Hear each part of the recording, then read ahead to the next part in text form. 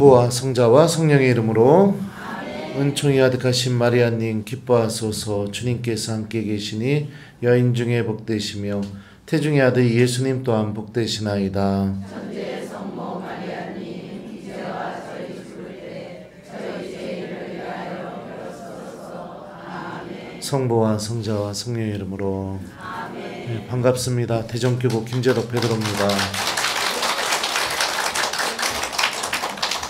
대림 시기가 이제 중반으로 넘어가고 있습니다. 여러분들 예수님 맞이할 준비 어떻게 잘 하고 계십니까? 어떤 준비를 하고 계시나요? 예? 주님께서 정말로 나에게 바라시는 것들이 무엇일까요? 아까 제가 뒤에 앉아서 이렇게 강의 이렇게 준비하려고 앉아 있었는데 오늘 치유가 주제인 것 같아요. 그죠? 아니에요? 예. 근데 상처, 치유. 근데 우리 복음서에서 보게 되면 주님께서 병자들을 고쳐 주실 때마다 즐겨 하셨던 표현 중에 하나가 뭐냐면 너는 내 죄를 용서받았다. 이 표현을 많이 하세요. 또 내 믿음이 너를 구원하였다. 이런 표현들이요. 그러니까 그리고 그 이야기를 들었던 사람들의 공통점은 뭐냐면 누가 뭐라고 하던 내 체면이 어떻던 내가 어떻게 평가받고 사람들에게 판단받아지게 되든지 말든지 예수님께 가서 그분께 자비를 청하는 모습을 공통적으로 갖고 있었습니다. 또 대표적인 치유 기적 중에 하나가 뭐냐면 이 하여라는 부인을 고쳐주시는 이야기인데 이 기적의 특징은 뭐냐면 주님께서 의도적으로 일으키신 기적이 아니에요. 그냥 믿음을 갖고 내가 접은 옷자락에 손을 대기만 해도 내가 구원받겠지. 그 여인도 내가 병이 낫겠지 라고 생각하지 않고 뭐라고 얘기했냐면 구원받겠지. 구원을 갈망하면서 주님의 옷자락에 손을 대게 되자 예수님께서 전혀 의도하지 않으셨던 기적이 일어나게 됩니다. 그러니까 우리가 주님 안에서 은총을 얻고 그리고 또 오늘 이렇게 주제처럼 내가 치유받고 그러려면 제일 중요한 게 뭐냐면요, 여러분들이 주님께 가셔야 됩니다. 그거 하지 않으시면 치유, 은총, 기적 이런 거 일어나지가 않아요. 간절한 마음으로 예수님께 내가 다가가는 게 필요합니다. 그 다가감 안에서 나의 모습이 사람들에게 드러날 수도 있고 평가받을 수도 있겠죠. 예리코의 눈먼 소경은 주님께 다가가고 싶어서 소리를 엄청나게 질렀더니 사람들이 뭐라고 했죠? 조용히 좀 하라고 막 그랬어요, 사람들이. 자케오는 예수님 만나고 싶어서 나무 위에 올라가서 주님께 다가가려고 본인 딴에는 하고 싶은 자기가 할 수 있는 것을 한 거예요. 나무에 올라가서 예수님을 바라봅니다. 그리고 주님이 그 모습을 외면하지 않으시고 자케오의 집에 들어가게 되니까 사람들이 자케오의 뒤를 향해서 뭐라고 했을까요? 저희가 죄인의 집에 들어가 묵는군. 이렇게 얘기하죠. 구원을 얻고 하느님의 은총을 얻는 길에요. 내 체면 다 지키고 내 자존심 다 지키고 아주 우아하고 고상하게 그렇게 기적을 얻은 사람은 없다는 겁니다. 내가 어떻게 평가받던 어떻게 보여지던 중요한 거는 주님께 다가가서 내 영혼이 하느님의 은총으로 충만해지는 자비를 청하고 주님 곁에 머무는 삶을 선택하는 게 필요합니다. 그 대표적인 치유가 일어나는 은총이 어디에서 주어지게 될까요? 고해성사 때 주어지게 됩니다. 고해성사 때. 그래서 고해성사를 어떤 성사라고 부르느냐? 치유의 성사라고 부릅니다. 그러면 여러분들 한번 생각해 봅시다. 이제 대림 시기도 중반으로 넘어가고 여러분들도 이제 판공성사를 준비해야 될 시기입니다. 어떻게 대하고 계시나요? 고해성사. 제가 사목 현장에서 만난 많은 교우들은 주님께 은총을 얻기 위해서, 내가 치유받기 위해서, 하느님의 구원을 얻기 위해서 고해소로 오는 교우들 그렇게 많지가 않더라고요. 8개월, 9개월 만에 지난 판공 때 성사 보고 이번 판공 때 성사 봅니다. 이러면서 들어오셔가지고 뭐라도 하나 고백하시면 다행이죠. 시모님, 저는 아침 기도, 저녁 기도 하나도 빼먹지 않고 있고 묵주 기도도 매일 5단씩 하고 있고, 자기가 어떻게 신앙생활 하는지를 쭉 얘기를 해요, 저한테. 근데 저는 그런 거 별로 궁금하지 않거든요. 네. 제일 궁금한 거는 이 교우가 하느님께 가지 못하게 만드는 이 교우를 계속해서 어둠에 가두고 있는 그 죄를 주님께서 해방시켜 주시고 고해소 문 열고 나가게 될 때 성사의 은총으로 이 영혼이 완전히 치유돼서 나간다는 것을 알려주고 싶은 마음만 있을 뿐이지 본인이 어떻게 신앙생활 하는지 궁금하지 않아요. 근데 대부분의 신부님들도 그러실 겁니다. 또 어떤 분은 8개월 만에 고해소 들어오셔갖고 어떻게 얘기하시느냐? 평상시에 본인이 궁금했던 것만 물어보셔요. 평상시에 궁금했던 거. 네. 시모님, 성당에 들어가서 성수를 찍고 성호경을 했는데 그리고 나서 성전 안에 들어와서 또 성호경을 그어야 됩니까? 아니면 제대로 보고 그냥 인사만 하면 됩니까? 막 이런 걸 물어봐요, 저한테. 네. 왜 이런 일이 벌어질까요? 죄가 갖고 있는 근본적인 힘이 무엇이냐면 창세기에 보면 아담과 하하가 죄를 저지르고 나서 처음으로 한 행동에 대해서 이렇게 묘사합니다. 그들은 무화과 나무잎으로 두렁이를 만들어 입었다. 가리고 싶어 해요. 가리고 싶고 숨기고 싶어 합니다. 내 민낯을 주님께 보여주면서 내 영혼이 얼마나 하느님을 떠나게 되었을 때 얼마나 형편없는 존재였는지 그거를 주님 앞에서 깨끗하게 인정하고 그리고선 하느님의 자비를 청하면서 주님께 다가가야 되는데 그거 안 해요. 아주 고상하고 우아하게 성사 보시려고 합니다. 네. 그 안에서 내 체면 자존심 끝까지 지키려고 합니다. 죄를 고백할 때도 어떻게 고백할까요? 어떤 죄를 저질렀습니다. 이렇게 고백하면 되는데 예를 들면 도둑질하지 마라. 그러면 신부님 고해성사 본 지 2달 됐습니다. 저는 식당에서 일하고 있어요. 2달 동안 주인 모르게 식자재 15번 훔쳤습니다. 이렇게 고백하면 돼요. 거기에 무슨 나를 꾸밀 이유도 없고 내가 뭐 내 체면, 자존심 이런 거 내세울 필요도 전혀 없거든요. 주님께 용서 청하러 왔으니까. 그죠? 근데 어떻게 대부분 고백하시냐? 발단, 전개, 절정, 결말. 네. 안 훔치려고 했는데 그게 그거 뭐 버리기는 아까울 것 같고 뭐 그래가지고 아유 뒀다가 그냥 나중에 주인한테 물어봐야겠다 이랬는데 그리고선 이게 발단, 전개가 되죠. 뒀다가 이렇게 했는데 그랬는데 아이고 막 저기 퇴근할 때 막 정신없이 그냥 짐 챙기다 보니까 그거를 가방에 넣어버렸네요. 절정. 예. 그리고선 집에 와가지고선 이거 어떡하지 갖다 주지 않으니 내가 훔쳤다고 또 그러는 것 같고 나 훔칠 마음은 전혀 없었는데 그래서 제가 그냥 구워서 먹었어요. 결말. 왜 이런 일이 벌어질까요? 숨기고 싶고 가리고 싶으니까. 죄의 본질을 주님께 이야기하고 싶지 않으니까. 신부님을 설득해서 내가 저지른 죄에 대해서 미화시키고 그럴 수밖에 없었겠네요, 자매님. 이 소리 나오게 해서 동의를 구하게 하고 그렇게 하기 위해서. 철저하게 죄가 갖고 있는 힘에 지배당하고 있는 겁니다. 주님께 용서를 청하러 갔음에도 불구하고. 그러니까 치유가 일어나지 않죠. 치유가 일어나지 않죠. 그러니까 내 삶 안에 기적도 일어나지 않죠. 그렇게 성사하시는 분들은 어떻게 할까요? 예를 들면 기도 안 했습니다. 이렇게 성사 보시는 분들.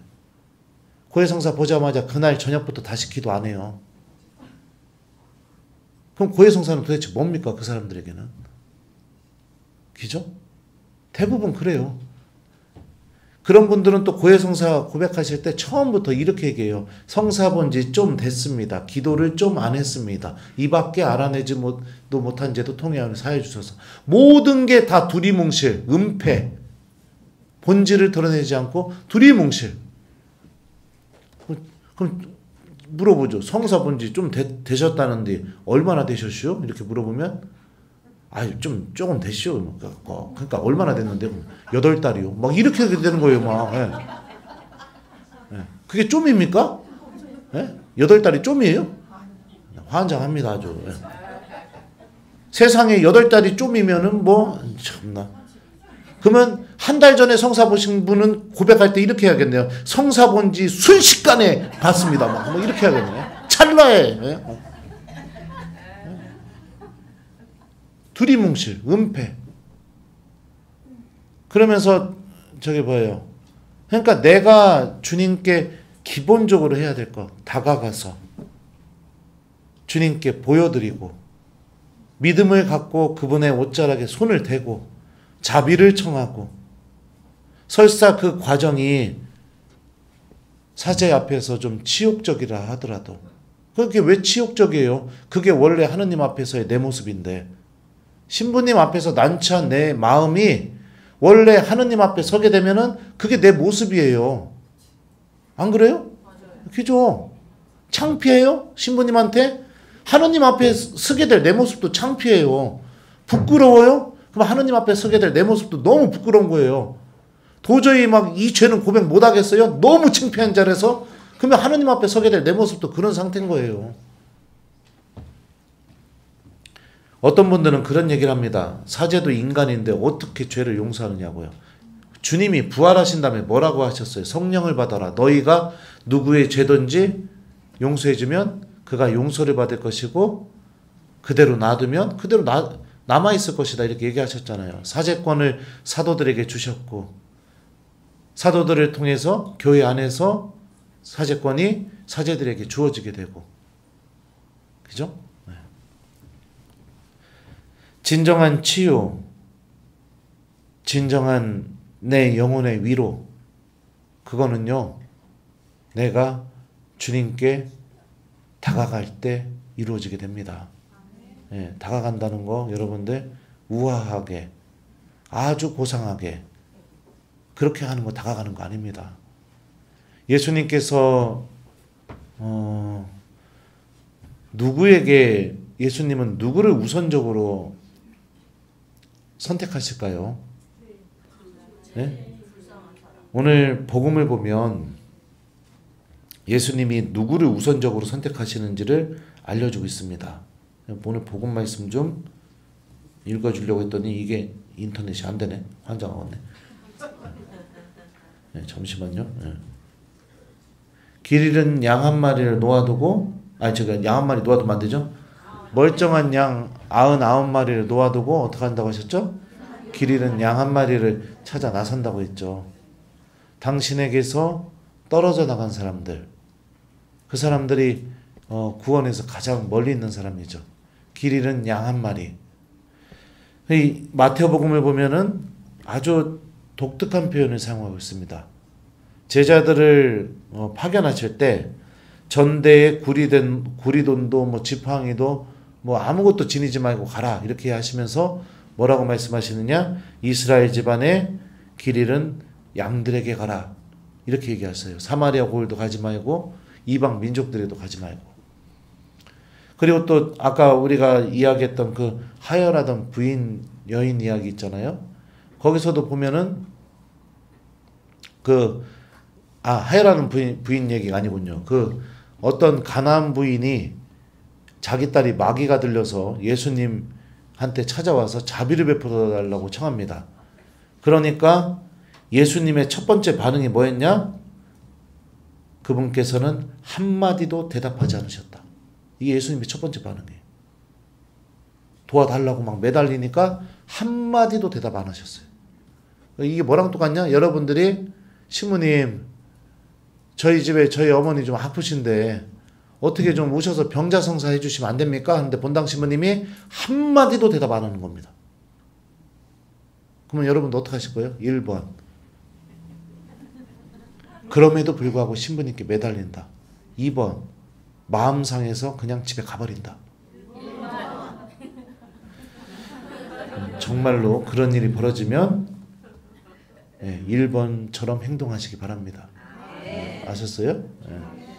그리고 나서 그럼에도 불구하고 막 도와달라고 자비를 베풀어 달라고 청하니까 예수님이 두 번째로 하셨던 행동이 뭐냐? 나는 오직 이스라엘 집안의 길 잃은 양들에게 파견되었을 뿐이다. 이렇게 얘기하세요. 그래도 도와달라고 막 청하니까 세 번째로 예수님이 하셨던 말씀이 뭐냐? 자녀들에게 줄 빵을 강아지들에게 주는 것은 합당하지 않다. 자, 그러면은 보세요. 여러분들이 막 가가지고서 자비를 달라고 청하니까 본당 신부님이 한마디도 대답 안 해요. 그래서 또 매달리면서 신부님 좀 와주세요. 제발 부탁합니다. 그랬더니 하는 얘기가 자매님 저는 평일 미사 열심히 나오는 교우한테만 갑니다. 뭐 이런 식으로 얘기했다고 봐요. 그럼 어떡할 거예요? 1번. 그럼에도 불구하고 가나안 여인처럼 신부님께 매달린다. 2번. 뭐 이런 신부님이 다 있어. 이러고선 승질나서 집으로 가버리고 냉담하던가 본당 옮기던가 그런다. 몇 번이에요? 정말로 그 말을 지키길 바랍니다. 그리고서도 매달렸는데 하는 얘기가 자매님 빵 있잖요. 빵. 그거를 자녀들한테 줘야지 그걸 어떻게 개들한테 줍니까? 이렇게 얘기하면 어떡할까요? 본당 신부님이? 네. 그대로 하시기 바랍니다. 아주 모욕적이고 주님께서요. 네. 평상시에 봤던 모습과는 전혀 상상할 수 없는 아주 모질고 모욕적이고 네. 그런 모습으로 그 여인을 대합니다. 그죠? 네. 그런데 어때요? 그 여인은 끝까지 매달려요. 끝까지. 그러니까 어떻게 됩니까? 나중에는 예수님께 은총을 얻게 되죠. 자기 딸이 마귀에서 떨어져 나가게 되는 치유와 기적이 일어나게 되죠. 우리는 보통 그것만 생각해요. 치유, 기적. 그냥 내가 그냥 뭐 이런데 뭐 물론 여기 계신 분들은 전혀 안 그러시겠지만 그냥 이런데 모여가지고 막 주님 막 이러고선 이러면 막 치유 물론 주시겠죠.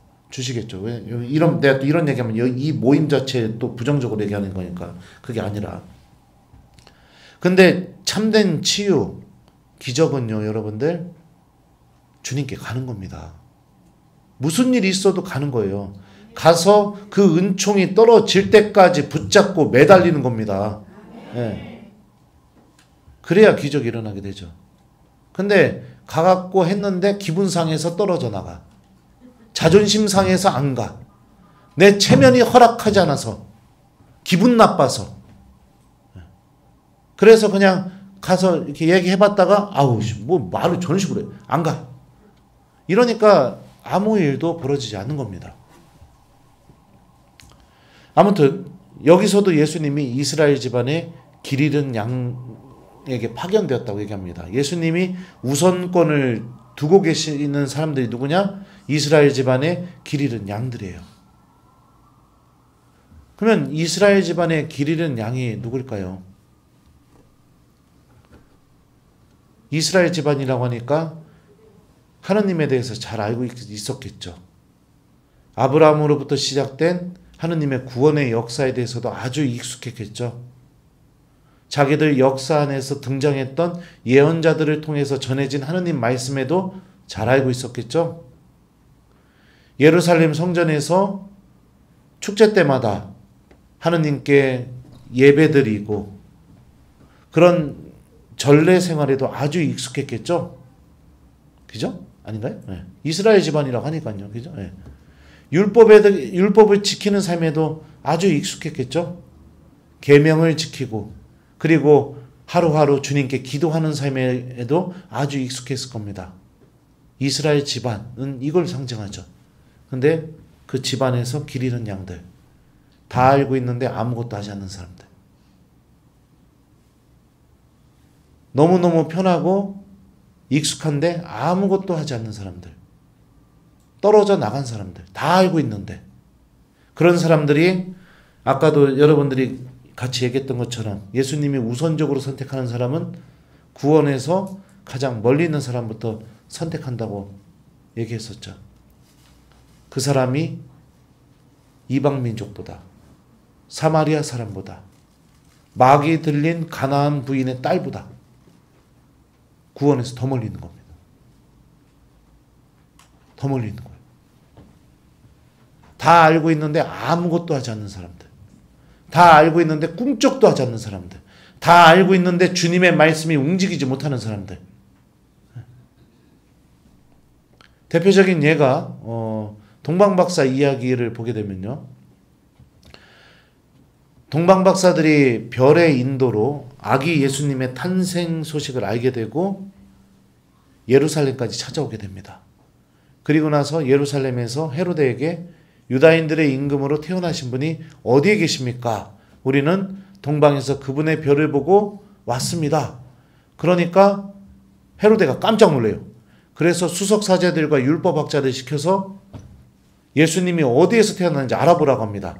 그러니까 금세 성경 펼쳐가지고 뚝딱 펼쳐서 답을 얘기해요. 미카 예언서의 말씀을 읽습니다.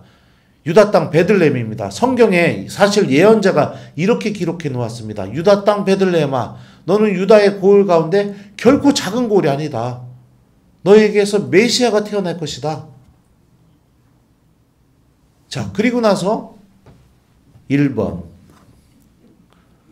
헤로데는 또 수석사제들과 율법학자들은 동방박사들과 함께 아기 예수님께 경배하러 갔다. 2번 동방박사들만 보내고 그들은 가지 않았다. 몇 번이에요? 네, 이게 이스라엘 집안의 길 잃은 양들의 모습인 거예요. 주님이 탄생하셨다는 소식을 누군가를 통해서도 듣게 되었고, 그러니까 예수님이 우리와 함께 계시기 시작하셨다는 것을 누군가를 통해서도 듣고 그 사실을 성경이 증언해서 가르치고 있고, 근데 어떻게 해요? 꿈쩍도 안 해요. 꿈쩍도 안 해요. 이게 뭐랑 똑같느냐? 구원받으려면 내가 고해성사 사랑해야 된다는 것도 머리로 알고 있어요. 내가 하느님의 은총을 얻고 치유를 받으려면 미사도 사랑하고 기도도 사랑해야 된다는 것도 다 알고 있어요. 내가 죽게 되면은 하느님 앞에 가게 되어서 내가 심판받을 것도 다 알고 있어요. 그 심판에서 내가 하느님을 예수님의 양으로 내가 만날 수 있는 길은 마태복음에서 얘기하는 것처럼 가장 작은 이에게 해준 것이 나에게 준 것이다. 목마른 사람들, 헐벗은 사람들, 굶주린 이들, 내 주변에 가장 작은 이들에게 내가 사랑을 베푸는 거. 그러니까 다시 말하면 이 사랑이 무슨 사랑이냐? 내가 너희를 사랑한 것처럼 너희도 서로 사랑하여라. 주님께서 우리에게 주신 이 세 계명을 이웃들에게 실천하는 거. 이게 심판의 기준이라는 걸 알고 있는데도 아무것도 안 해요. 아무것도 안 해요. 그러면 이 사람들의 관심사는 뭘까요? 다 같이 큰 소리로 따라합니다. 점심이에요. 미사 끝나고도 주된 목적이 뭐예요? 점심. 단체 활동 끝나고도 주된 목적이 뭐예요? 점심. 그게 다예요.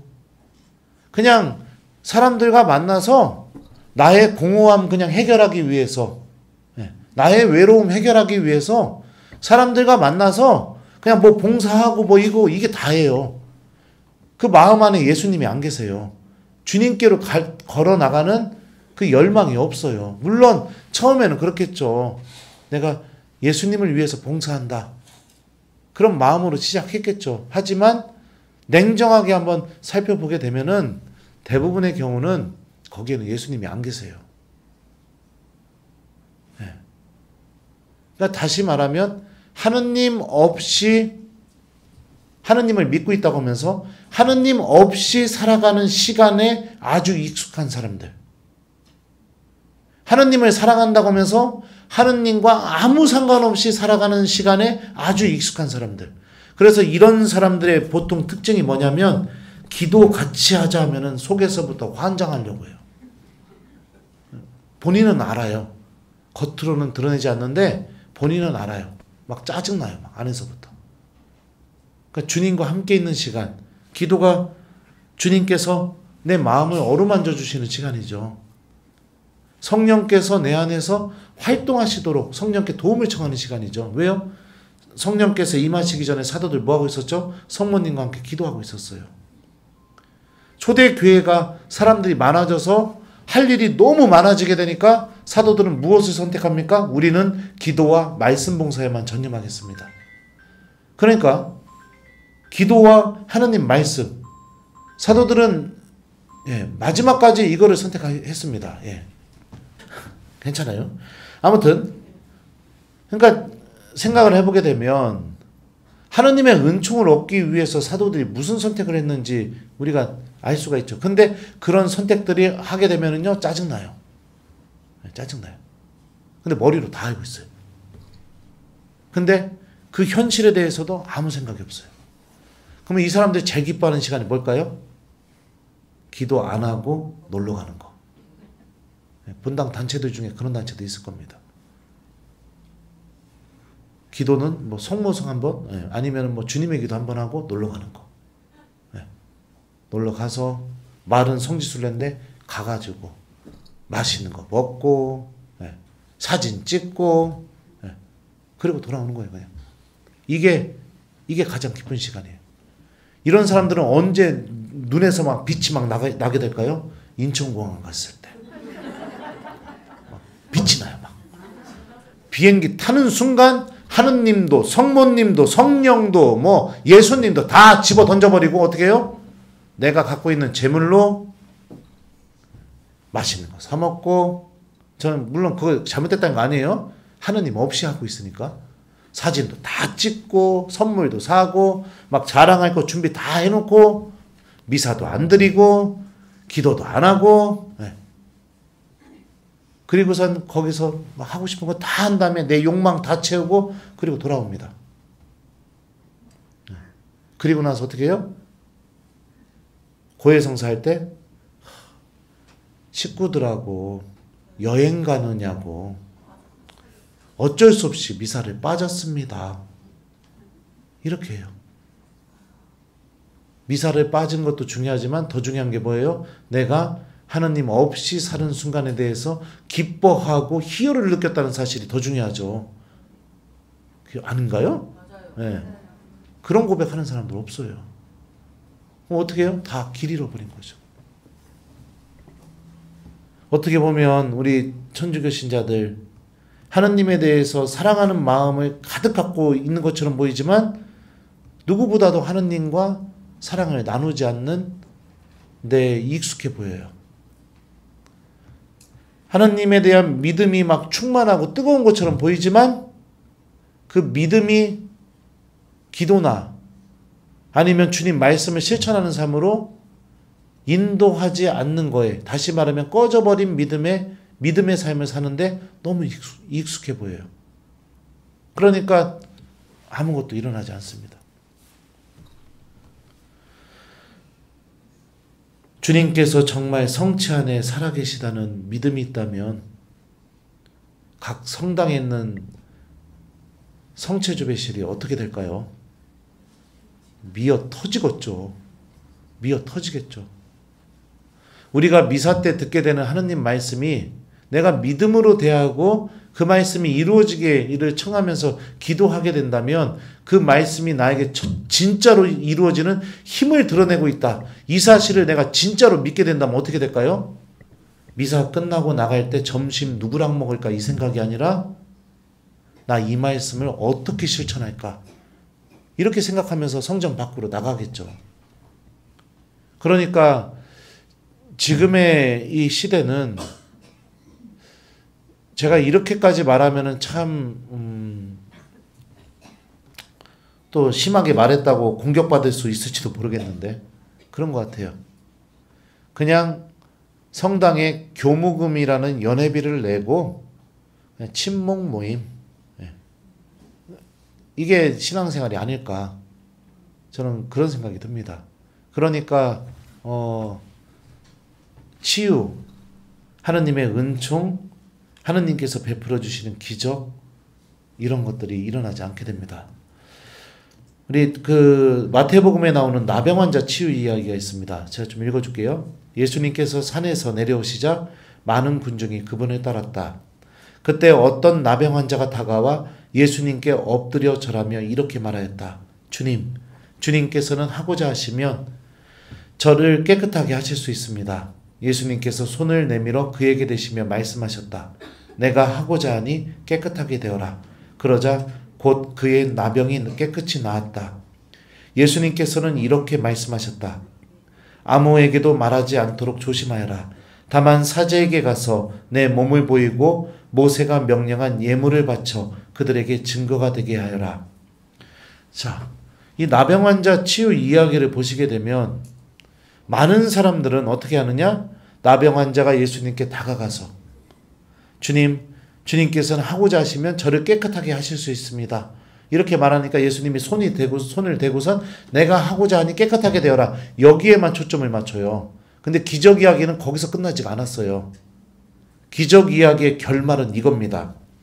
아무에게도 말하지 않도록 조심하여라. 다만 사제에게 가서 내 몸을 보이고 모세가 명령한 예물을 바쳐 그들에게 증거가 되게 하여라. 이게 기적 이야기의 결말이에요.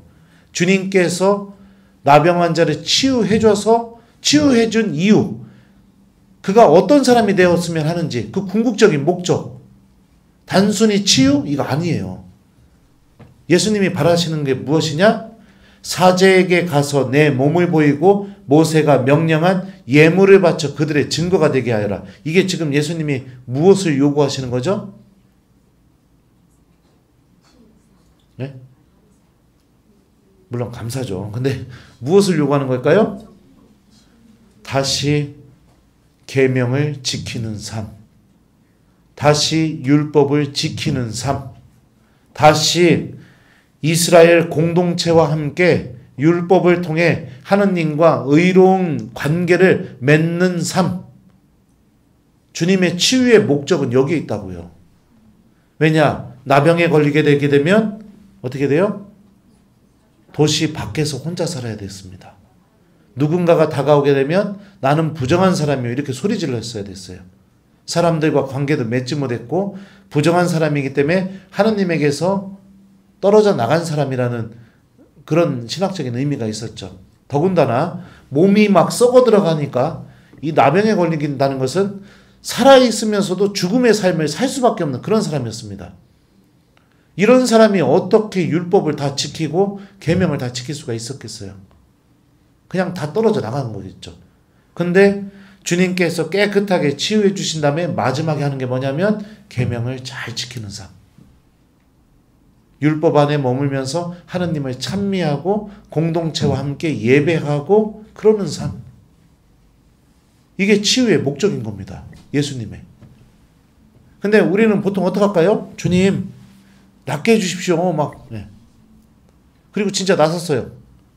그럼 어떡할까요? 한 이틀 3일 고맙다고 하고 그리고 나서 어떡합니까?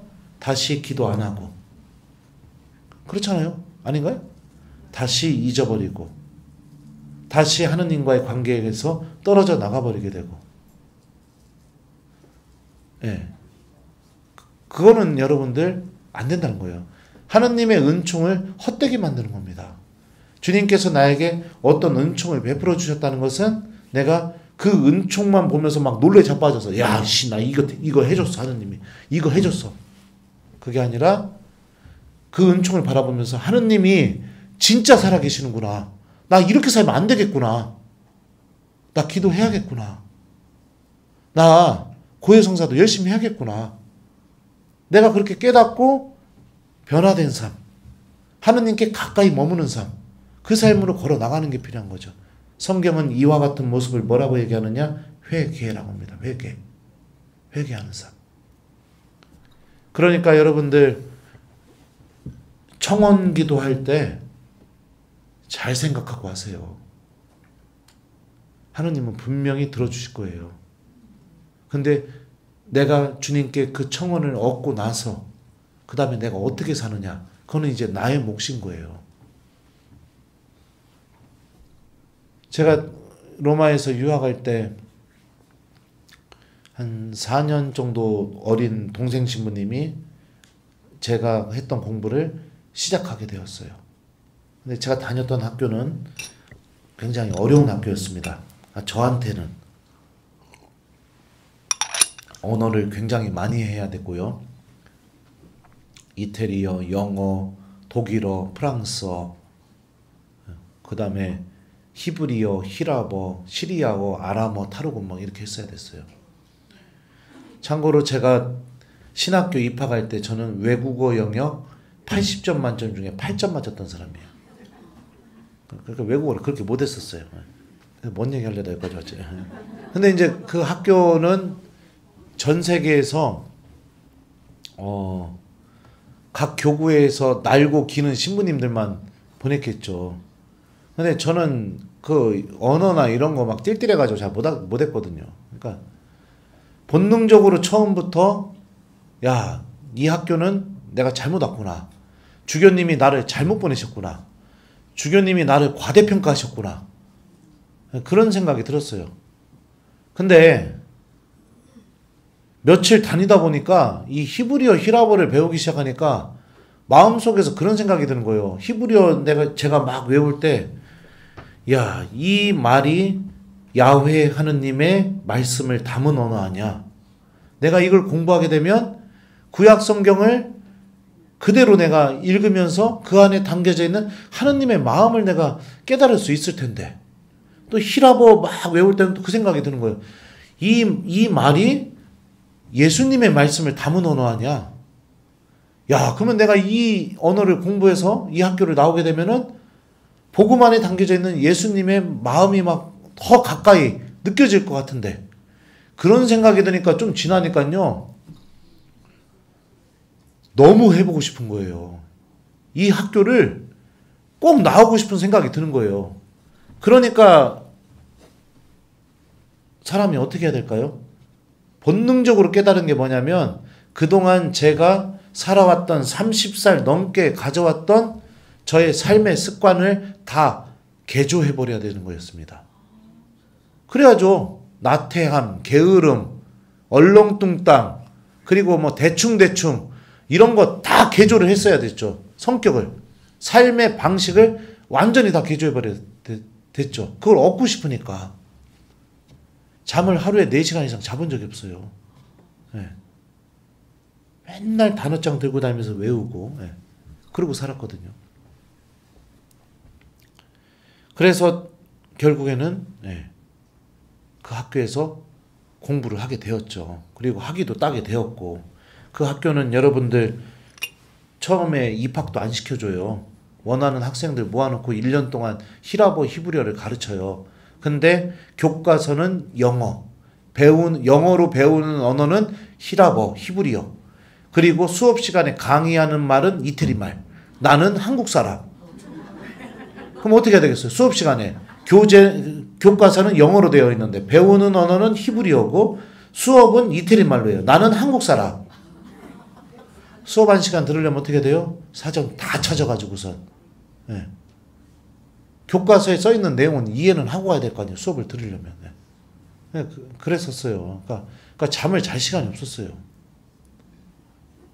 근데 그렇게 공부를 하고 그리고 딱 돌아오니까 제가 저학년 때 고학년이었던 신학생들, 그러니까 지금으로 말하면 한참 저보다 연차가 높으신 선배 신부님들이 저를 보시면서 그러는 거예요. 나는 정말로 이해가 안 되는 게 있는데, 야, 어떻게 네가 그 학교 가서 학위를 따가지고 왔냐? 저한테 그 얘기를 해요. 그럼 저도 그 얘기를 해요. 저도 형님, 저도 이해가 안 됩니다. 네. 저도 이해가 안 되니까. 네. 값진 것을 얻으려면 여러분들, 세상의 이치는 그래요. 멈추고 포기하고 버리고 그래야 됩니다. 그거 얻으려면 편하게 고상하게 내가 하고 싶은 거 다 하면서 값진 거 얻는 거, 값진 것은 절대 그런 방법으로 우리들에게 주어지지 않아요. 그렇다면 생각해 보십시오. 하느님의 은총, 치유, 기적 너무 값지죠? 그럼 어떻게 해야 되겠어요? 그걸 얻기 위해 나도 포기하고 버리는 게 있어야 된다는 겁니다. 특히 치유는 치유를 얻기 위해서 성경에서 요구하는 게 뭔지 알아요? 다가감과 솔직함. 다가감과 솔직함. 네. 요 두 개. 그 치유가 어디서 일어난다고 했죠? 고해성사 때. 다가가긴 하는데 솔직하지 않아요. 아니면 사람이 너무 솔직해서 다가가기를 싫어해요. 네. 그러니까 하느님의 치유가 일어나기 어렵죠. 아무튼 그 학교를 다니는데 4년 후배 신부님이 이제 입학을 이제 등록을 했어요. 입학은 아니고. 네. 근데 이제 그 신부님이 어떻게 하느냐? 시험 볼 때마다 보기 일주일 전에 저한테 찾아와요. 형님, 이 과목 시험 봤슈? 봤지. 아, 그러면 그거 요약해 놓은 거 있겠네요. 정리해 놓은 거 있겠네요. 있지. 저 주시면 안 돼요. 그래요, 가져가. 줬죠. 그리고 나서 이제 또 그러면 그 다음 시험 볼 때까지 안 찾아와요. 그러다가 또 시험 보기 한 일주일 전에 또 찾아와서 막 친한 척하면서 막 커피도 사주면서 저한테, 형님 이 과목 시험 봤슈? 응, 봤어. 응. 그거 이슈? 응, 있어. 응. 저 가져도 돼? 응, 가져가. 이러고 줬죠. 그렇게 몇 년을 하다가 제가 그랬어요. 야, 너는 나중에 형이 너한테 더 이상 줄 게 없으면 이제 너 형한테 안 찾아오겠다. 그랬더니 그 신부님이 뭐라고 하면, 에이, 제가 설마 그러겠슈? 그래놓고 지금까지 안 찾아와요.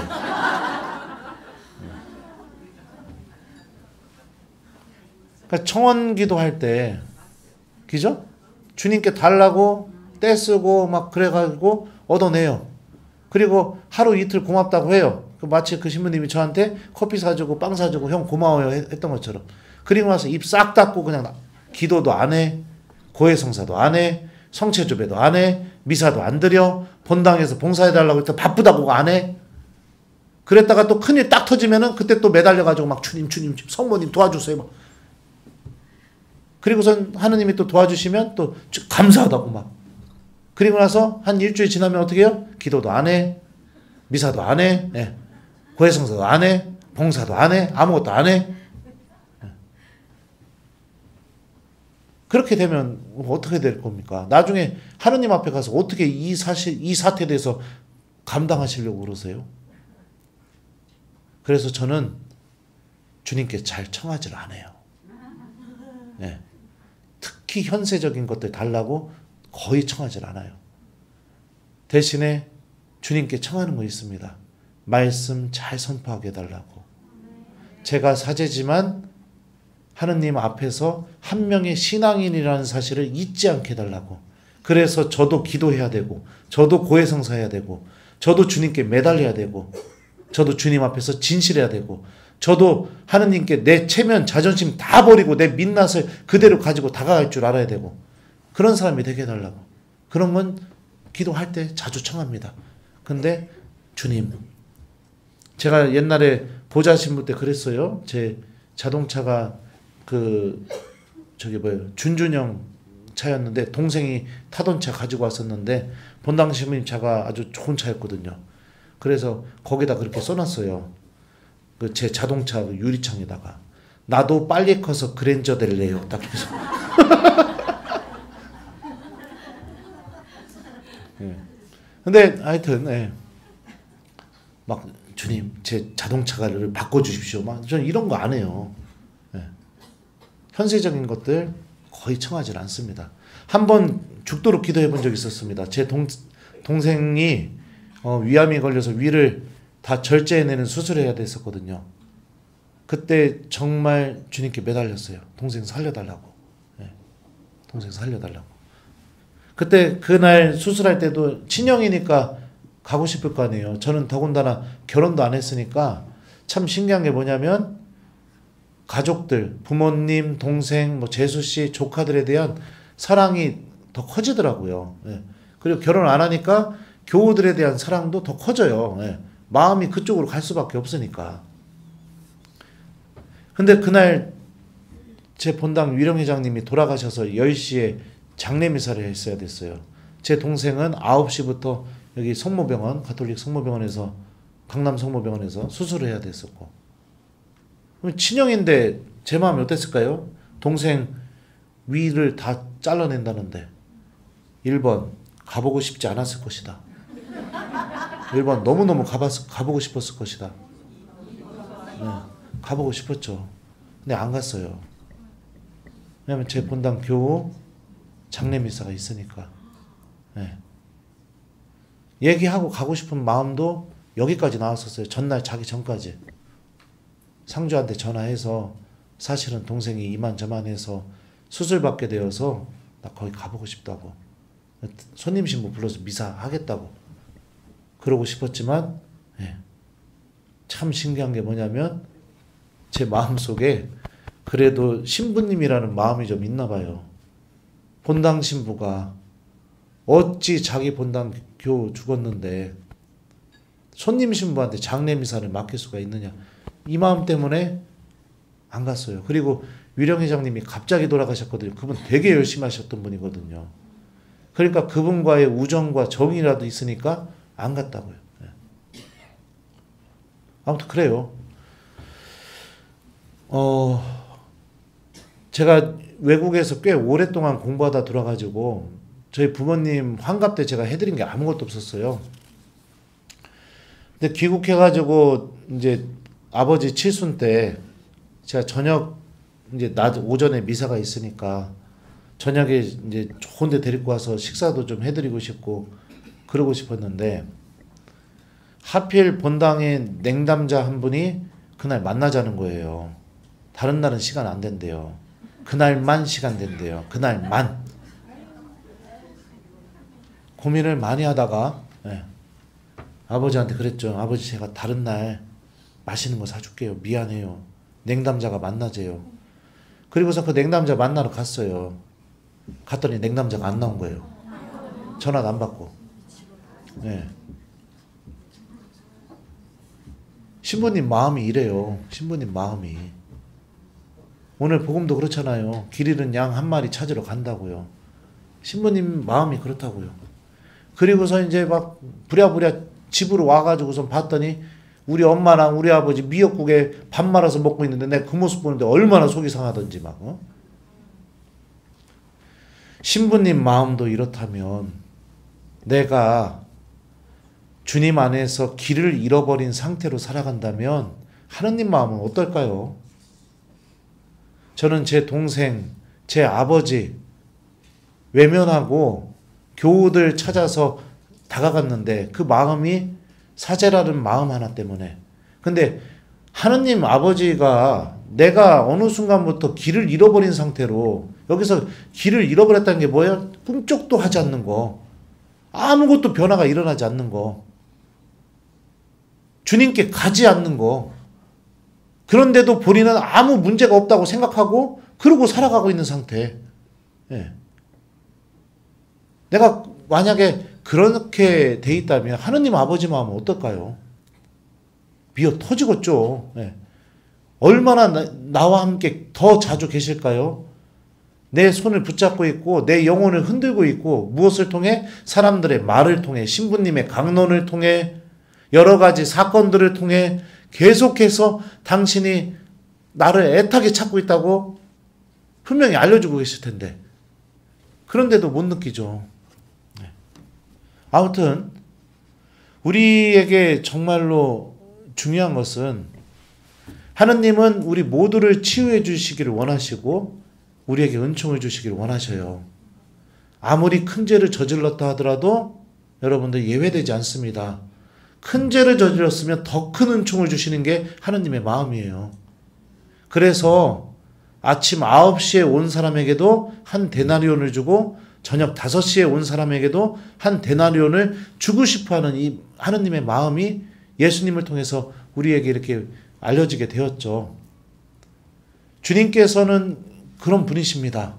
근데 내가 주님께 다가가지 않고 내가 솔직해지지 않는다면 하나님의 은총은 아무리 우리 곁에 있지만 그 은총이 힘을 드러내기는 어려워지게 될 겁니다.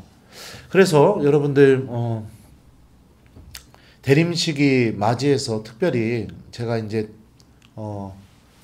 고해성사 처음부터 이렇게 얘기 꺼냈었는데 이번 고해성사가 여러분들의 영혼을 치유해주는 성사가 되셨으면 좋겠습니다. 네. 성모님께 도움 청하면서 미리 기도하세요. 그냥 편나와가지고 성당 가가지고 사람들 줄 서 있는 거 보고 아 맞다 성사 봐야지 이러고서 그냥 서가지고 아 뭐고 배가지? 뭐고 배가지? 뭐고 배가지? 죄가 없는데? 그럼 옆 사람 한 대 저기 뭐야 내 집 옆에 있는 사람한테 시비 걸고서 싸운 다음에 성사 볼까? 죄를 만들까? 이렇게 하다가 성사 보지 마시고 성당에 앉으셔서 성체 앞에 앉으셔서 성령께 도움 청하고 성모님께 도움 청하면서 기도하면서 주님께 정말 내가 가지고 가서 용서해 달라고 청해야 될 게 무엇인지를 주님 알려주십시오. 더 하느님과 가까워지고 싶습니다. 더 주님 곁에 머물고 싶습니다. 도와주십시오. 청하고 준비해서 성사를 하셨으면 좋겠어요. 고해소에 들어가기 전에 뭐를 해야 될까요? 고백의 기도와 통회의 기도도 바치라고 한국 천주교 예비신자 교리서에 써 있어요. 근데 고백의 기도, 통회의 기도 바치고 들어오는 경우 거의 없어요. 그죠? 네. 그러니까 다시는 이 죄를 짓지 않겠다는 결심도 없고 이 죄 때문에 내가 뉘우치려는 마음도 없어요. 네. 하여튼 그래요. 그리고선 들어오셔서는 고백을 어떻게 해야 되느냐? 정확하게, 솔직하게. 예를 들면 한 분이신 하느님을 흠숭하여라. 1계명 같은 경우면 신부님 고해성사 한지 3개월 되었습니다. 3개월 동안 저는 주일 미사 외에 단 한 번도 기도한 적 없습니다. 설사 기도를 했다면 누가 하자고 해서 했습니다. 제 영혼이 이렇게 하느님을 찾는 법을 잃어버렸습니다. 주님 저를 용서해 주십시오. 이렇게 고백하는 거예요. 분명하게. 예를 들어서 기승 발단 정계 절정 결마 이렇게 하지 마시고 항상 마음속에서는 기도해야지 하지만 기도하려고 마음먹으면 전개 남편이 속을 꼭 긁어놓고 그래서 이 마음이 좀 사라지면 기도해야지 하면은 결국에는 그 남편하고 싸우게 되고 절정 그다음 그래서 기도 못했슈 결말 이런 식으로 뭐 이렇게 해명하고 막 신부님한테 동의를 구하고 막 내가 이 죄를 지을 수밖에 없었다고 막 같이 공감을 해주기를 바라고 필요 없습니다. 그거. 고해 성사를 주는 사제 입장에서는 하나도 궁금하지가 않아요. 하나도 궁금하지가 않아요. 예를 들면 10계명, 6계명 간음하지 마라. 이렇게 고백하는 거예요. 고해 성사 본 지 2달 되었습니다. 시모님 2달 동안 15번 간음했습니다. 이렇게 하시는 거예요. 아니면 또 시모님 2달 동안 음란물을 10번을 봤습니다. 이렇게 하는 거예요. 정확하게.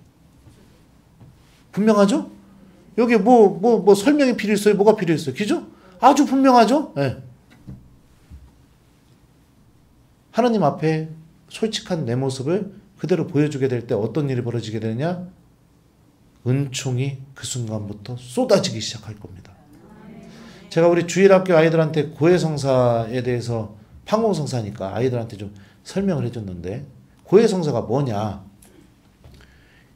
예수님하고 나하고 둘이 끈을 붙잡고 있는데, 긴 끈을 붙잡고 있는데 죄를 지으면 그 끈이 뚝 끊어진다. 고해성사는 그 끈을 이서주는 거다. 자, 그러면 죄를 100개를 100번을 짓게 되면 어떻게 될까? 줄이 100개가 끊어지겠죠. 100번. 그럼 그걸 고해성사 때 다 고백하게 되면은 줄이 100개가 매듭이 져서 이서지겠죠? 예. 그러면은 첫 번째 맨 처음에 들고 있었던 줄길이랑 100개를 고백해서 묶어져 갖고 예수님하고 나하고 들고 있는 줄길이 1번 처음 길이랑 죄를 고백하고 난 뒤에 묶어져 가지고 된 줄길이가 같다. 2번 짧아졌다. 몇 번이에요? 그만큼 가까워지는 거예요, 주님과. 그죠? 우리 애들한테 설명하니까 애들이 막 이렇게 생각을 하죠. 근데 예를 들어서 창피한 죄, 예를 들면 육계명, 간음죄 같은 경우, 이런 거, 아니면은 또 뭐 도둑질, 막 이런 거, 창피한 죄, 너무너무 부끄러운 죄, 그런 죄는 고백 안 하게 되면 어떻게 돼요? 다른 부분은 다 이어졌지만 결국에는 그 줄은 끊어져 있는 줄이다. 여러분들 연 날려봤죠? 연을 막 날리다가 연이 끈 떨어지면 어떻게 돼요? 끈 떨어진 연이 되죠. 그럼 어떻게 돼요? 끈 떨어진 연이? 예? 여기저기 막 가다가 그냥 나무에 걸리거나 길바닥에서 막 내동댕이 치거나 막 그렇게 되잖아요. 예. 내 영혼이 그렇게 된다고요. 성령께서 여러분들 로마서 보면 그러잖아요. 깊이 탄식하시면서 말로 다 할 수 없이 우리를 대신하여 간구해 주신다고 했죠. 성모님도 우리 곁에서 항상 도와주시고 기도해 주고 계시죠. 예수님께서도 마태복음에 보면 뭐라고 해요? 보라, 내가 세상 끝날 때까지 언제나 너희와 함께 있겠다. 약속해 주셨죠. 근데 그 약속할 때 제자들은 어떤 상태였어요? 의심하고 있었어요. 의심하고 있는 제자들에게 당신의 중요한 직분을 맡기시면서 왜 그러냐? 걱정하지 마. 니들 믿음이 약해도 괜찮아. 왜? 내가 니들하고 영원히 함께 있을 거니까. 함께 있을 거라고 약속해 주셨죠. 에페소서를 읽어보게 되면 하나님께서는 세상 창조 이전부터 에페소서 1장이에요. 우리를 거룩하고 흠없는 사람이 되게 정해놓으셨고 우리가 그 은총 안에 계속해서 머물 수 있도록 하나님께서도 도와주고 계시다고 증언하고 있습니다. 다 도와주고 계세요. 그러면 제일 중요한 건 뭐예요? 나의 선택. 성경이 고백하고 있는 이 하나님의 도움과 은총이 나에게 향하고 있다고 내가 굳게 믿고 어떻게 해요? 성경에서 예수님께 치유받았던 사람들처럼 주님께 다가가 솔직하게 내 모습을 보여드리는 것. 그리고 자비를 청하는 것. 이러면 어떻게 돼요? 기적이 일어나게 된다.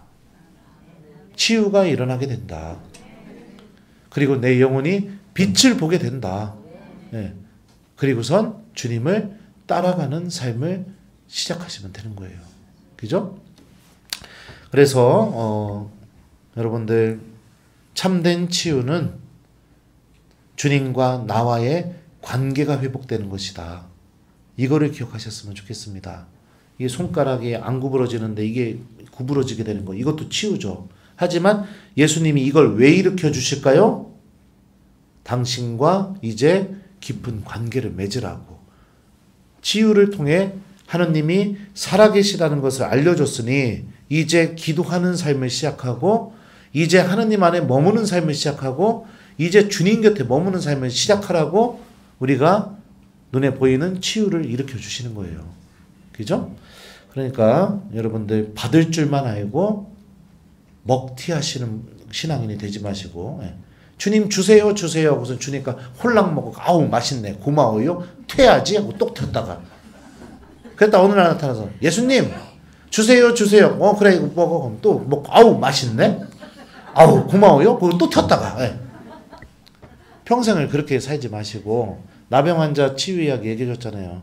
계명과 율법 안에 머무르는 삶, 다시 말하면 하느님과 다시 관계를 맺는 그 은총의 삶으로 돌아가는 거, 이게 정말로 중요한 겁니다.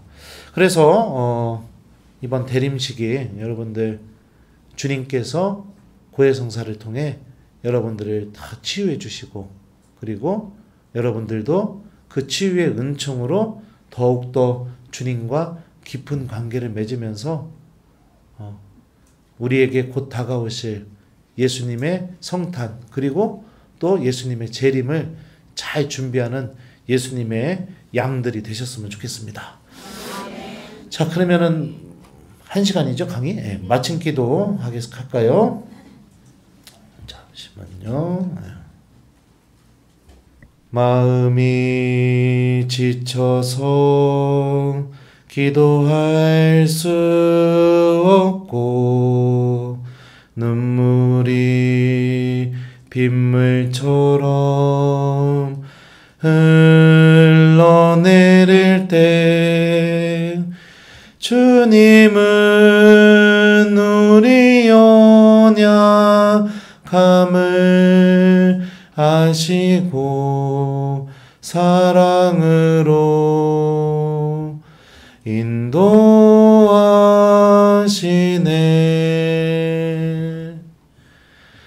누군가 널 위하여 누군가 기도하네.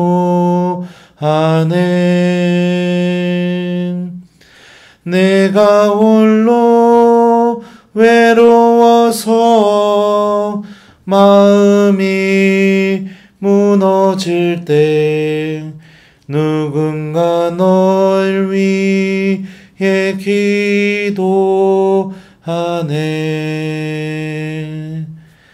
성령과 성모님께서 여러분들을 위해 기도해주고 계십니다. 주님께서 여러분들에게 은총을 부어주고 계시고 성부 하느님께서는 여러분들을 당신 안으로 받아주기를 간절히 원하고 계십니다. 우리 대림식이 정말로 하느님의 은총 안으로 다시 돌아가는 거룩한 시기가 되었으면 좋겠습니다. 주님께서 여러분과 함께 전능하신 천주 성부와 성자와 성령께서는 여기 있는 저희 모두에게 강복하소서. 아멘. 주님을 찬미합시다. 성부와 성자와 성령의 이름으로 아멘. 부족한 강의 들어주셔서 감사합니다.